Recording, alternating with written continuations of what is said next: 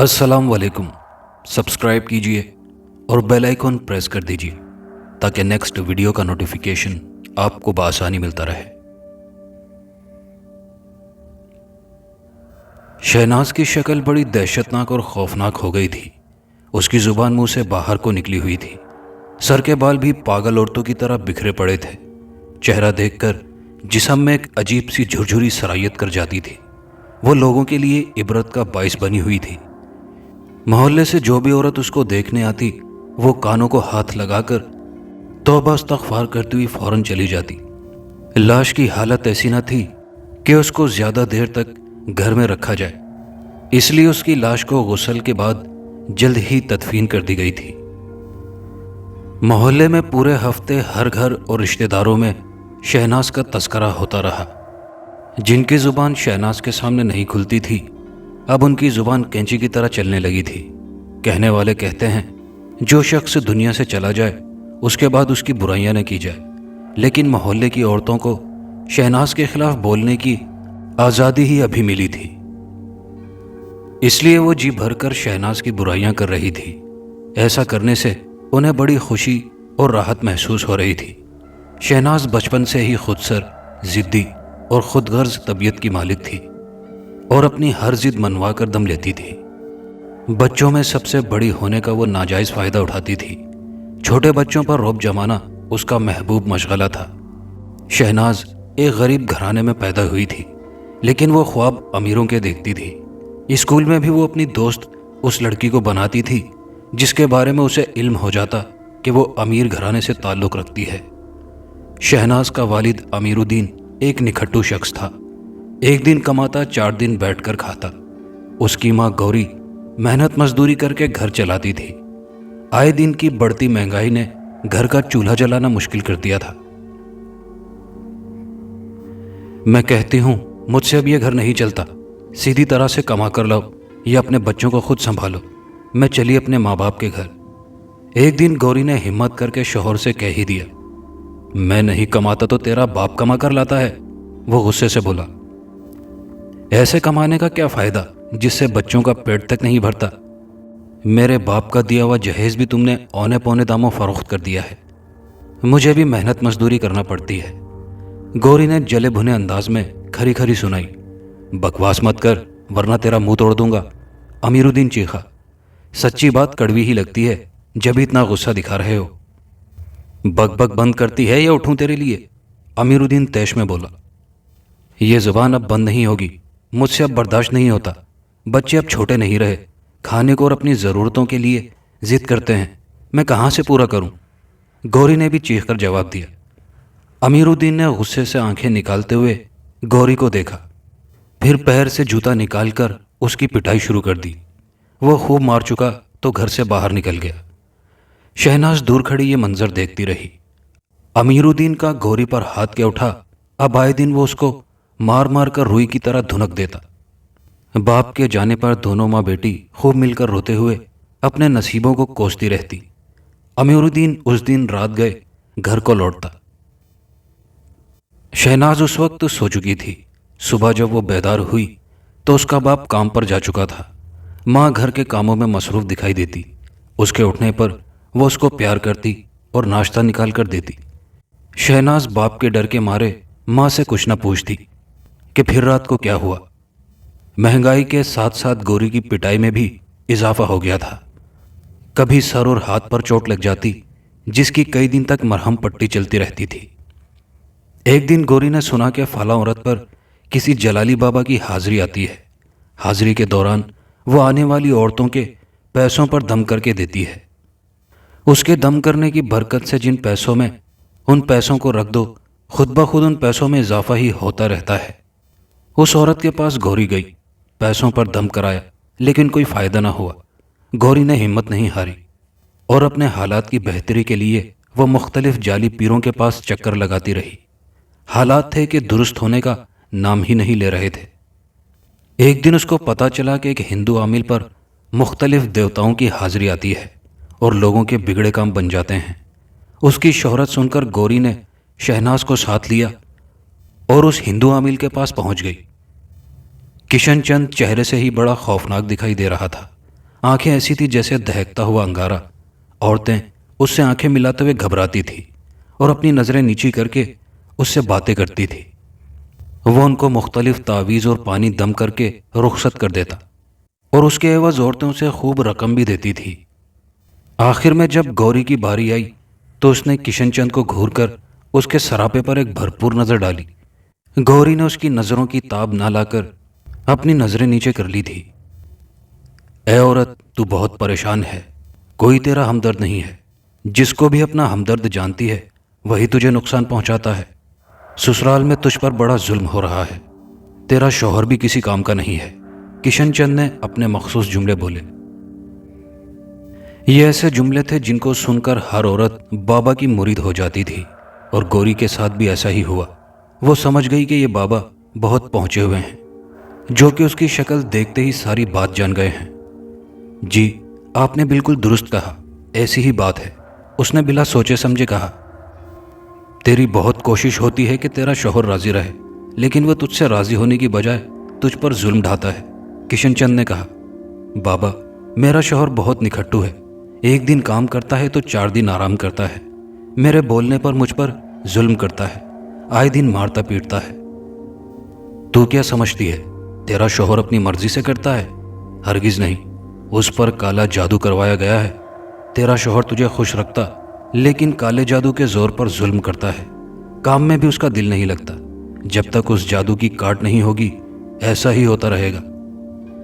बाबा, क्या ये जादू मेरी सास ने कराया है या नंद ने? गौरी ने तजस्सुस से पूछा। वो दोनों तुझ पर क्या जादू कराएंगी? उन पर खुद काला इल्म कराया हुआ है कि उनकी तुझसे ना बने। बाबा, ऐसा कौन है जो ऐसा कर रहा है और क्यों कर रहा है? तेरे करीबी रिश्तेदार हैं बीबी, जरा गौर कर, तुझे खुद पता चल जाएगा। बाबा, कहीं ऐसा तो नहीं कि जिन लोगों ने मेरा सबसे पहले रिश्ता मांगा था उन्हीं लोगों ने ये जादू करवाया हो? हाँ, वही हैं, तूने बिल्कुल दुरुस्त पहचाना।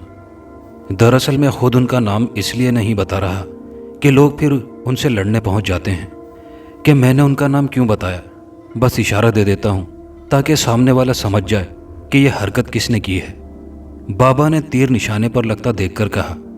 बाबा, उस लड़के की उम्र ज़्यादा थी, वो पढ़ा लिखा भी नहीं था, इसलिए घर वाले उस रिश्ते पर तैयार नहीं हुए। बाबा, आप कहें तो मैं उनको खरी खरी सुना कर आऊं कि मैंने तुम्हारा क्या बिगाड़ा है जो तुम मुझ पर यह जुल्म कर रहे हो। ऐसा हरगिज नहीं करना, वरना वो लोग होशियार हो जाएंगे और फिर वो ऐसा करा देंगे तो घर से निकल भी नहीं सकेगी। तू अपना इलाज कराना चाहती है तो खामोशी से इस तरह करा कि किसी को कानो कान खबर ना हो और तेरी जिंदगी में बहार आ जाए। ऐसे खराब लोगों से इंसान को दूर ही रहना चाहिए। बाबा ने एक एक लफ्ज चबा चबा कर कहा। बाबा, अच्छा हुआ कि आपने मुझे समझा दिया, वरना मैं तो लड़ने को पहुंच जाती। गौरी ने कहा। जिंदगी में कामयाबी हासिल करना चाहती है तो अपने राज में किसी को शरीक ना कर। राज को राज रखने से तेरी जिंदगी अच्छी गुजर जाएगी। बाबा, मेरा इलाज हो जाएगा? गौरी ने पूछा। तेरा मसला हल हो जाएगा और ऐसा कि दुश्मन अपनी मुंह की खाकर रह जाएगा और वो आइंदा तेरा कुछ भी नहीं बिगाड़ सकेगा। तेरा इलाज देवता ही हल कर सकते हैं, लेकिन उनको बुलाने के लिए मुझे शराब पीकर अमल करना पड़ेगा, किशन चंद ने गौरी से सरगोशी के अंदाज में कहा। क्या वाकई देवता आ जाएंगे? गौरी ने हैरत और खुशी की मिलीजुली कैफियत से कहा। क्या मैं झूठ बोल रहा हूं? किशन चंद बारोब आवाज से बोला। बाबा को जलाल में देखकर गौरी और शहनाज डर गई, लेकिन गौरी बात बनाते हुए बोली। बाबा, आप मेरा मतलब नहीं समझे, तू मुझे समझाएगी? बाबा, मेरा मतलब है कि देवता मुझे नजर आएंगे, गौरी ने कहा। बेवकूफ औरत, कभी भी असल शक्ल में देवता नजर नहीं आते। वो किसी अपने चाहने वाले पर हाजिर होकर बात करते हैं। अच्छा, मैं समझ गई, देवता की रूह आपके जिस्म में आएगी। मेरे जिस्म में देवता की रूह आने पर तू घबरा मत जाना और हिम्मत से काम लेना। बाबा, मेरे इलाज पर कितना खर्चा होगा? ज़्यादा खर्च नहीं आएगा, सिर्फ 500 रुपये की शराब आएगी, जिसको पीकर मैं अमल के जरिए देवता को बुलाऊंगा। बाकी का काम तेरा है कि किस तरह तू देवता को खुश करके अपना मसला हल कराती है। देवता के खुश होने पर तेरे सारे मसाइल खुद हल हो जाएंगे। देख, घबराना नहीं, जैसा वो कहें वैसा ही करना और तफसील से उन्हें आगाह करना کہ तू क्या चाहती है। बाबा ने उसको समझाया। बाबा, जब ये काम कराना है तो घबराना कैसा, लेकिन मेरे इलाज पर कितना खर्च आएगा, गौरी ने कहा। मैंने अभी तुझे बताया कि सिर्फ 500 रुपये की शराब आएगी और कोई खर्चा नहीं आएगा। लो बाबा, ये 300 रुपये, बाकी रुपए फिर ले लेना काम हो जाने पर, गौरी ने कहा। तूने क्या इस जगह को परचून की दुकान समझ लिया है कि आधे अभी ले लो और आधे बाद में लेना। बाबा ने गुस्सीली निगाहों से उसको घूरा। बाबा को गुस्से में आता देखकर गौरी ने फौरन से 300 में मजीद 200 मिलाकर 500 कर दिए। बाबा ने फौरन से 500 रुपये काबू करते हुए कहा, मुझे औरतों के काम करते हुए इसलिए गुस्सा आता है कि पैसों में बहुत कंजूसी दिखाती हैं, बातें ज़्यादा बनाती हैं। इस बच्ची को तो उस कमरे से बाहर वाले कमरे में बिठा दे, क्योंकि देवता तन्हाई में बातचीत करते हैं। इस बच्ची को देखकर वो गुस्सा हो जाएंगे और तेरा बनता काम भी बिगड़ जाएगा। किशन चंद ने शहनाज को घूरते हुए कहा। शहनाज, तुम बाहर चली जाओ, गौरी ने कहा। शहनाज को तो वैसे ही बाबा से डर लग रहा था। वो फौरन से उठी और बाहर चली गई। उसके बाहर जाने पर किशन चंद ने कमरे के दरवाजे को कुंडी लगा दी और उसके पास पड़ी अंगीठी में जलती आग पर लोबान डालकर धुनी दी। धुनी से कमरे में खासा धुआं फैल गया था। वक्त के साथ साथ शहनाज की बेचैनी बढ़ने लगी। उसके अंदर तजस्सुस का मादा अंदर का मंजर देखने को मजबूर कर रहा था। जिस जगह शहनाज खड़ी थी वहां दीवार में लगी खिड़की के कोने में एक छोटा सा सुराख था, लिहाजा उसने कमरे के अंदर देखने के लिए सुराख से अपनी आंख लगा दी। शहनाज को कमरे के अंदर का मंजर साफ दिखाई देने लगा था। उसकी माँ एक गिलास में शराब डालकर बाबा को पेश कर रही थी। बाबा ने जैसे ही गिलास से शराब पी, उसकी आंखों में एक कशिश सी दिखाई देने लगी। बाबा ने अंगीठी की तरफ हाथ जोड़ते हुए कहा, देवता फौरन हाजिर हो जा। आज तुम यहां से खुश होकर जाओगे, लेकिन तुमको इस गरीब औरत का मसला भी हल करना है। ये बेचारी बहुत परेशान है। ये कहकर कुछ देर बाबा खामोश रहा। कुछ देर गुजर जाने पर बाबा के चेहरे पर मुस्कुराहट दौड़ गई। तेरा काम बन जाएगा, देवता की रूह आने वाली है। देख ऐसी कोई बात न करना कि देवता नाराज हो जाएं और गुस्से में आकर तेरा गला ही दबा दें। बाबा, फिर मुझे कैसे पता चलेगा कि देवता आ गए हैं? देवता की पहचान यह है कि मेरे जिस्म की अजीबोगरीब कैफियत हो जाएगी और मेरी जुबान मुंह से बाहर को लपकेगी। फिर जो वो अमल करें तुझे वही अमल करना है।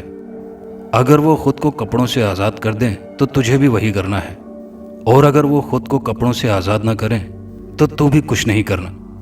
बाबा फुल बेगैरती और हराम पाई पर उतर आया था। हो सकता है वो तेरे कान में कुछ कहें, जो वो बात कहें उस पर अमल करना है, समझ गई ना? बाबा, मेरा काम बन जाना चाहिए। देवता जो भी कहेंगे मैं वही करूंगी, गौरी ने कहा। गौरी ने यह बात कहने को तो कह दी थी, लेकिन वो दिल ही दिल में घबरा भी रही थी कि न जाने उसके साथ क्या होने वाला है। घर के हालात को बेहतर बनाने और शौहर को राह रास्त पर लाने के लिए कुछ भी करने के लिए जहनी तौर पर वो खुद को तैयार कर चुकी थी। देखते ही देखते गलीज बाबा की हालत गैर होने लगी। जुबान उसके मुंह से बाहर को लपकती दिखाई दे रही थी। बाबा की यह हालत देखकर गौरी समझ गई थी कि बाबा के जिस्म पर देवता की हाजिरी आ गई है। शहनाज को अंदर होने वाली गुफ्तगू सुनाई नहीं दे रही थी, लेकिन कमरे में जो मंजर था वो साफ नजर आ रहा था। अचानक किशन चंद ने खुद को कपड़ों से आज़ाद कर लिया और वो अब सुर्ख दहकती आंखों से गौरी को मुसलसल घूर रहा था। गौरी बाबा को बरहना हालत में देखकर घबरा रही थी। उसमें इतनी हिम्मत नहीं हो पा रही थी कि वो किसी गैर मर्द के सामने कपड़ों से आज़ाद हो जाए। अचानक बाबा के हाथों में सख्ती आ गई और हाथ उसकी गर्दन की जानिब बढ़ने लगे। मौत के खौफ से गौरी घबरा गई और बेख्तियार उसके हाथ खुद को कपड़ों से आज़ाद करने लगे और बाबा उस पर हावी होता चला गया। आज से पहले शहनाज अपनी माँ के साथ मुख्तलिफ बाबाओं के पास गई थी, लेकिन इस तरह का मंजर उसने कहीं नहीं देखा था। खौफ से उसका बदन लरजने लगा था। ऐसा खेल उसने जिंदगी में पहली बार देखा था, इसलिए वो वहीं खड़ी खड़ी कांपने लगी। जब उससे बर्दाश्त न हो सका तो वो खिड़की के पास से हट गई। गौरी जब कमरे से बाहर आई तो वो सख्त घबराई हुई थी। उसके जिस्म पर कपड़े मौजूद थे, लेकिन फिर भी उसके चेहरे से खौफ झलक रहा था। शहनाज भी इतनी सहमी हुई थी कि उसने अपनी माँ से एक लफ्ज़ भी नहीं कहा اور گھر آنے تک سارے راستے خاموش رہی۔ کئی دن اور کئی ہفتے گزر گئے، لیکن اس کے حالات میں کوئی بہتری نہیں آئی۔ گوری بھی باباؤں کے پاس جا کر تھک چکی تھی۔ کشن چند کے پاس اس کے ساتھ جو کچھ ہوا تھا وہ اس کے ذہن پر نقش ہو چکا تھا۔ وہ اس واقعے کو جتنا بھلانا چاہتی تھی بھلا نہیں پا رہی تھی۔ امیر الدین کو ایک دولت مند بیوہ مل گئی تھی، جس سے دوسری شادی کر کے اس کے مزے ہی آ گئے تھے۔ نہ کمانے اور نہ کھانے کی فکر تھی۔ وہ اپنی دوسری بیوی کی خدمت میں مصروف رہنے لگا تھا۔ بیوہ کو شوہر سے زیادہ ایک محافظ کی ضرورت تھی جو اس کی جائیداد کی نگرانی اور اس کی حفاظت کر سکے۔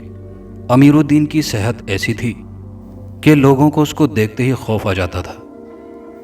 وہ اس کا اچھا محافظ ثابت ہو رہا تھا۔ اپنی پہلی بیوی اور بچوں کو وہ بھلا چکا تھا۔ کبھی کبھار اس کی محبت جوش مارنے پر گھر کا ایک چکر لگا کر کچھ رقم خرچ کے لیے دے جاتا تھا۔ شہناز نے بچپن ہی سے احساس محرومی کی زندگی گزاری تھی، لیکن اب وہ جوان ہو چکی تھی۔ وہ کسی شارٹ کٹ کے ذریعے امیر خاندان کی بہو بننا چاہتی تھی۔ وقت تیزی سے گزر گیا۔ جوان ہونے پر شہناز پر خوب شباب آ گیا تھا۔ ظہیر ان کے محلے میں ہی رہتا تھا، اس کی برادری سے ہی تعلق رکھتا تھا۔ شہناز کو وہ بہت پسند تھا۔ محلے میں اس سے بھی اچھے لڑکے موجود تھے، لیکن ان کے والدین اتنے امیر نہ تھے جتنا ظہیر کے والدین تھے۔ ظہیر سے شادی ہونے پر وہ عیش کی زندگی گزار سکتی تھی۔ ظہیر 2 بہنوں کا اکلوتا بھائی تھا۔ ساری دولت ظہیر کو ہی ملنا تھی۔ اپنی ماں گوری کو شہناز نے مجبور کیا کہ وہ اس کی شادی کے لیے ظہیر کے والدین سے بات چیت کرے۔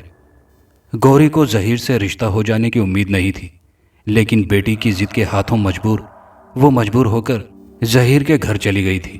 لیکن ظہیر کے گھر والے پہلے ہی اس کے رشتے کی بات کہیں اور کر چکے تھے، اس لیے گوری خاموش ہو کر چلی آئی تھی۔ اس انکار سے گوری سے زیادہ شہناز کو دکھ ہوا تھا۔ رشتے کے انکار سے شہناز تل ملا کر رہ گئی تھی، اور پھر جیسے وہ انگاروں پر لوٹنے لگی تھی۔ ظہیر، مجھ میں ایسی کیا کمی تھی جو تمہارے گھر والوں نے میرے رشتے سے انکار کر دیا؟ ایک شادی کی تقریب میں شہناز نے موقع پا کر ظہیر سے سوال کر ڈالا۔ بات کمی کی نہیں ہے، دراصل میں بچپن سے ہی غزالہ کو پسند کرتا ہوں اور اس سے شادی کرنا چاہتا تھا، ظہیر نے جواب دیا۔ ظہیر، تمہیں اپنا فیصلہ تبدیل کرنا ہوگا۔ تم صرف میرے بن کر رہو گے اور کوئی لڑکی تمہاری شریک حیات نہیں بنے گی، شہناز نے غصے سے کہا۔ ہر انسان کو اپنی زندگی گزارنے کا پورا اختیار ہے، ضروری نہیں کہ جو اچھا لگے اس سے شادی بھی کی جائے۔ میں نے تم سے کوئی وعدہ نہیں کیا تھا جو میں تمہاری بات مان لوں۔ تم خاندان میں کسی بھی اچھے لڑکے سے شادی کر سکتی ہو، ظہیر نے اس کو سمجھایا۔ مجھے اپنے خاندان میں کسی سے شادی نہیں کرنی، میری شادی صرف اور صرف تم سے ہی ہوگی۔ شہناز کا چہرہ غصے سے سرخ ہو گیا تھا۔ میں بھی دیکھتا ہوں کہ تم مجھ سے کیسے شادی کرو گی، تمہاری زبردستی یا دھونس ہے کیا جو میں اپنی بچپن کی محبت کو چھوڑ کر تم سے شادی کر لوں؟ ظہیر غصے سے بولا اور شہناز کو دیکھتا ہوا اس جگہ سے چلا گیا، اور شہناز غصے سے دانت پیستی رہ گئی تھی۔ ظہیر نے اس کو کھلم کھلا چیلنج دے دیا تھا، اور اب شہناز کو ظہیر کے چیلنج کا بھرپور جواب دینا تھا۔ شہناز کا دماغ مسلسل سوچ رہا تھا۔ سوچتے سوچتے اس کے ذہن میں ایک انوکھا آئیڈیا آیا اور وہ زیر لب مسکرانے لگی۔ ممتاز شہناز کی گہری سہیلی تھی۔ ممتاز کے والد جواد احمد کالے عملیات کے ماہر تھے۔ وہ کئی بار شہناز کو جادو سکھانے کی پیشکش کر چکے تھے۔ جواد کسی کو بھی اپنا علم نہیں سکھاتے تھے، لیکن وہ شہناز کے بھرپور شباب کا فائدہ اٹھانے کے لیے شہناز کو کالا علم سکھانے پر رضامند تھے۔ ظہیر کو حاصل کرنے کے لیے شہناز کو جواد کی یہ پیشکش قبول کرنا پڑ گئی۔ جواد نے جادو سکھانے کی آڑ میں شہناز کے شباب کا بھرپور فائدہ اٹھایا تھا۔ شہناز مجبور تھی، اس کو ہر حالت میں کالا علم سیکھ کر ظہیر کو قابو کرنا تھا۔ جواد نے شہناز کو بھرپور محنت کر کے کالا علم سکھا دیا، اور کالے علم کی مدد سے ظہیر شہناز سے شادی کرنے پر مجبور ہو ہی گیا۔ پورا محلہ اور پوری برادری حیران تھی کہ یہ سب کیسے ہو گیا، لیکن شہناز نے کالے علم سے ظہیر اور اس کے گھر والوں کی زبانیں بند کر دی تھی، اس لیے سب خاموش تھے۔ شہناز کو کالے علم حاصل کرنے سے بہت فائدہ ہو گیا تھا۔ اس علم کے ذریعے سے ہی اس نے چھوٹے بہن بھائیوں کو فائدہ اس طرح پہنچایا کہ بھائیوں کو اچھی نوکریاں دلوا دی، بہنوں کے امیر گھرانوں میں رشتے کرا دیے تھے۔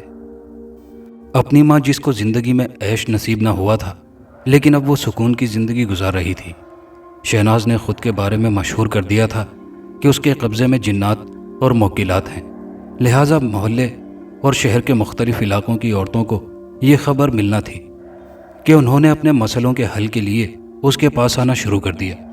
شہناز عورتوں کے مسائل کالے علم کے ذریعے حل کرنے لگی، لہٰذا دن بدن پریشان حال عورتوں کی تعداد بڑھنے لگی اور اس طرح شہناز بڑی بڑی رقمیں وصول کرنے لگی۔ وہ بہت خوش تھی، اب شہناز کے پاس دولت کی ریل بیل تھی۔ شہناز کی احساس محرومی اب ختم ہو چکی تھی، نظر و نیاز کے نام پر خوب پیسے آنے لگے تھے۔ شہناز نے گھر کی بیٹھک میں اپنا آستانہ بنا لیا تھا۔ ظہیر اور اس کے والدین کی اس نے کالے علم کے ذریعے زبانیں بند کر دی تھی، اس لیے اس کو روک ٹوک کرنے والا کوئی نہیں بچا تھا۔ جو ساس اپنی بہو کو اپنے اشارے پر چلانا چاہتی تھی، اب وہی ساس خود شہناز کے اشاروں پر چلنے پر مجبور ہو گئی تھی۔ ایک دن شہناز کے پاس ایک عورت صفیہ آئی۔ اس کی بیٹی رضیہ پر ایک خطرناک قسم کا جن عاشق تھا جو اس کو اور اس کے خاندان کو پریشان کر رہا تھا۔ رضیہ کی شادی قریب تھی اور اس کی ماں چاہتی تھی کہ شادی سے پہلے جن اس کی بیٹی کا پیچھا چھوڑ دے۔ وہ مختلف عاملوں کے پاس سے ناکام ہو کر شہناز کے پاس آئی تھی۔ شہناز نے اپنے کالے علم اور جنتر منتر سے رضیہ کا علاج شروع کر دیا تھا، اور پھر ایسا ہوا کہ رضیہ پر سوار جن بہت زیادہ بپھر گیا۔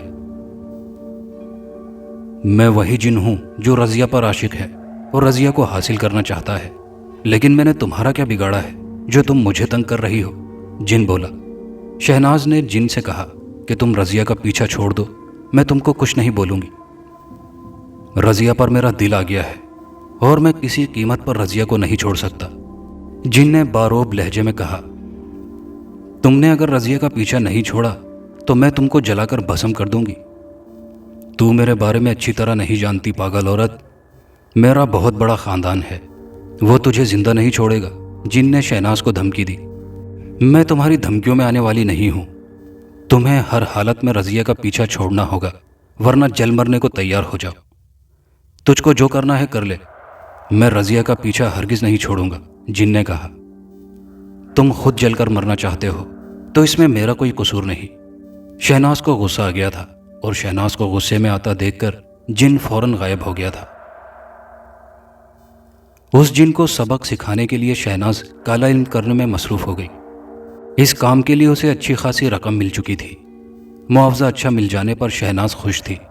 شہناز کو جن کی دھمکی یاد تھی، اس لیے وہ روزانہ سونے سے قبل کمرے کا حصار کر کے سوتی تھی۔ اس طرح وہ جنات کے حملے سے محفوظ رہتی تھی۔ اسے اپنے علم پر بڑا غرور ہو گیا تھا، اس لیے وہ کسی کو خاطر میں نہیں لاتی تھی۔ ایک رات وہ شادی کی تقریب سے بہت تاخیر سے گھر لوٹی تھی۔ وہ شادی کی تقریب سے لوٹنے پر اتنا تھک کر چور ہو گئی تھی کہ بستر پر لیٹتے ہی مدہوش ہو گئی۔ اس کی آنکھیں نیند سے بوجھل اس لیے بھی تھی کہ کئی رات سے وہ نیند پوری نہیں کر پا رہی تھی۔ اپنے کمرے میں شہناز گہری نیند سو رہی تھی کہ اچانک اسے ایسا محسوس ہوا کہ بہت سا بوجھ اس پر آن گرا ہو۔ وہ ہڑبڑا کر اٹھی۔ اس کے چاروں طرف خوفناک صورت والے جنات کھڑے تھے۔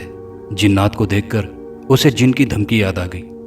آج ہی وہ اپنا حصار کرنا بھولی تھی اور آج ہی یہ جنات اس پر حملہ کرنے کے لیے آ گئے تھے۔